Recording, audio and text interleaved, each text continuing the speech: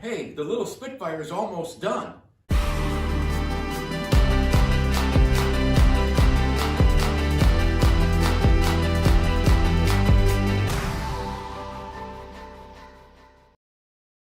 Welcome to Robert's British Cars. Today, we're still working on the 1967 Spitfire. Interesting thing about this 1967 Spitfire, when I run the VIN number, it comes up 1967 Spitfire. When I look at the title, it says 1968 Spitfire. When I look at the rim around the back license plate, it says 1966 Spitfire. So for today, we're going to call it a 67. Okay, so I've got two things left to do. One is the rubber seal on the convertible top. The other one is the front bumper. Now, as you can see, this front bumper is pretty bent and damaged, and it looks like it was hit, and then somebody took it off and tried to pound it out and make it look better, and then they put it on the car and said, gee, that looks better than a turd. Yeah, okay, maybe. And so I looked at it and said, you know, this really doesn't look very good. I took the bumper off the car. I put the bumperettes back on the car to hide the hinges for the nose. And then I'm looking at it, and I came up with an idea. So as I was looking at it, I noticed that the end of the bumper, up to where the bumperette bolts on, isn't too bad, except for this dent right here. I'm thinking I can do something with that. Okay, so you come over to this side and see where the bumperette bolts on. You can see the outline here. And then the rest of it looks pretty good, okay? What I'm gonna do is I'm gonna cut the bumper about here and then see if I can bend it over and hide this space by folding the bumper over. The car would just have a bumper from here to the end, just around the corner, similar to the way the back looks. Now, the best part about this idea is I get to use the angle grinder. Time to get cutting. Woo-hoo. Oh, that's so much fun.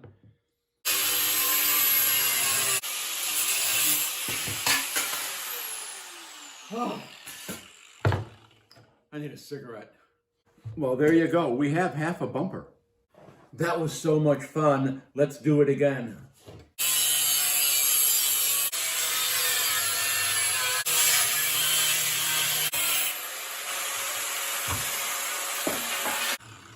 Now we have two little bumpers.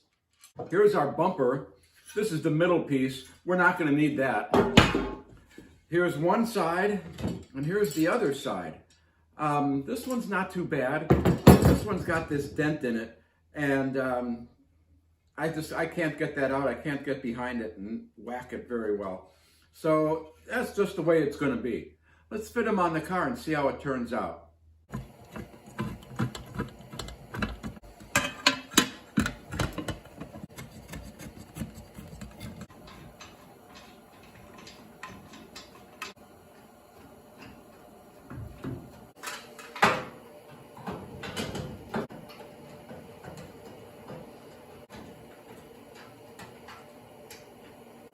And of course, this is the hard one right there. So I'm not going to be able to videotape this, but that's where the bolt goes. So I have those bolts at the end of the bumper, and as I look at them, I think that there needs to be some sort of padding or rubber between there. So I made this. Nice, huh? Where did I get this from? Let's go find out. So I made my little rubber pads out of this piece of rubber that I had in one of my drawers here in the shop. And as you can see, it's a piece of rubber, right? I wonder how many of you can guess where this piece of rubber goes and on what car it goes on. I'll tell you at the end of the show. In case you were wondering, yeah, I used a paper punch to punch the holes. Here we are with our quarter bumpers on our little Spitfire. They didn't come out looking too bad. Better than what was there, I think. And again, as I look at this, I say to myself, well, that's not bad, but it looks like somebody cut the bumper. Oh, wait a minute, it was me. But we need something else. I need something here. I'll have to think on that. So after thinking on what to put on the ends of these bumpers, I came up with this. It's a little piece of rubber that I made from a rubber strap that I had laying around. And what I'm going to do is I am going to glue that onto the end of the bumper thusly. So it kind of looks almost like it's supposed to be that way. And here we are. Here is the rubber piece glued on the end of the bumper. Let's move on to the next project. Let's take a look at the rubber seal, or lack thereof, on the convertible top here. There's supposed to be a rubber seal that seals the header bar, to the top of the windshield, right? Well, there isn't one. And so I bought one. And then I'm looking, how do I put this on? So as I'm looking at this metal strip bracket that's holding the convertible top on, I come to the end and I notice it's the bracket that holds the rubber seal, and it's on here upside down. The groove is supposed to be up so I can put the rubber seal in the groove. I'm going to drill out these pop rivets, take that bar off, that metal strip off, turn it upside down from where it is now, which would be right side up, which is confusing, and then put the rubber seal in. Let's see how that works out.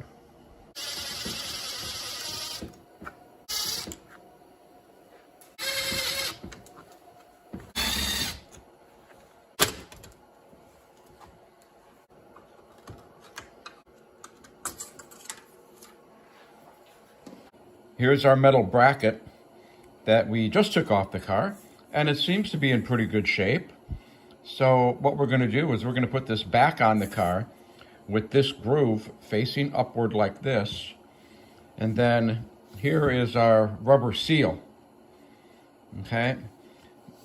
I don't know if any of you have ever tried to do this. It's not the easiest thing in the world. If you look at this from the end, you can see how it's got the little grooves in here. If I can do this on the camera, this has to go like this, right? Now there's two schools of thought here. One is you put it in one side and you pull it through. I've never been able to do that. The other school of thought is that you put this on one side and then tuck the other side in with a pick or a screwdriver or something. Well, we're going to try one of those. We'll see which one works best. I managed to get the little rail back on, and now, just to show you how hard it is to try to slide this. You know, so far, I'm about 2 inches, yay. Let's get my little screwdriver out here and see how many days this is going to take. I have come to the conclusion that the only way to do this is to tuck in, or try to tuck in the back edge and work the front edge in with the screwdriver. So that's what I'm working on. I gotta try to make sure I got the back in here. And then I'm just working the front end while pushing down like that.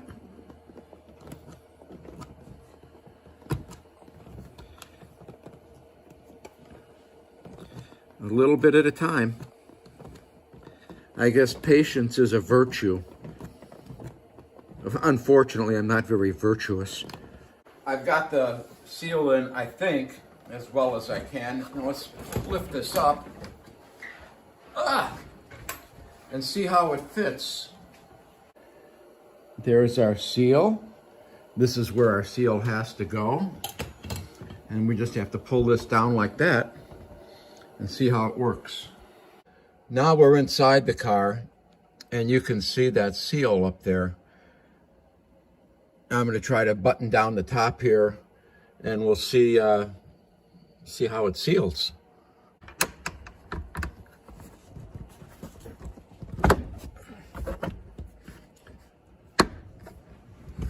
From the outside, it looks like we have a nice seal. I'm going to put the light on the inside, and I don't see any light coming through there.